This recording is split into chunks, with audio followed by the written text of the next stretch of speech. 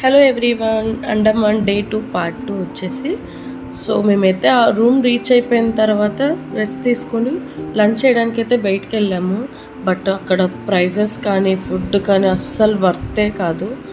So తప్పదు కాబట్టి ఏదో మీల్స్ అయితే ఆర్డర్ చేసుకొని తిన్నాము. బట్ హార్ట్ఫుల్గా అయితే తినలేకపోయాము.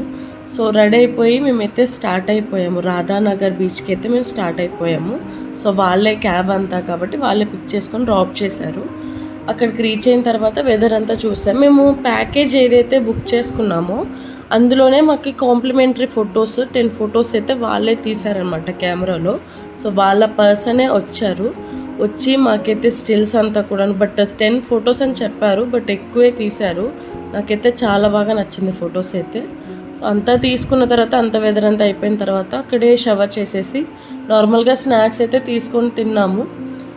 స్టార్ ఫ్రూట్ అలాంటివి కొన్ని తీసుకొని మేమైతే తిని మళ్ళీ తర్వాత కూడా అక్కడ అంతా తిరిగేసి మళ్ళీ రూమ్కి అయితే వెళ్ళిపోయాము ఆ స్నాక్స్ అంతా తినేసిన తర్వాత. బట్ నాకు అదైతే సరిపోలేదు. సో రూమ్లో ఉన్న కిట్టెలతో మ్యాగీ తిన్నాము. రూమ్కి వచ్చి మ్యాగీ తిన్న తర్వాత సో మేమైతే మళ్ళీ నైట్ అయితే అక్కడ దోశ సెంటర్ ఏదో అయితే ఉంటే అక్కడికి వెళ్ళాము. అక్కడ కూడా కాటేజ్ అలాంటివి అయితే ఉన్నాయి. దూరంగా అక్కడ ఎవరో క్యాండిల్ లైట్ డిన్నర్ కూడా అరేంజ్ చేసుకున్నారు. అది కూడా మేము చూసాము.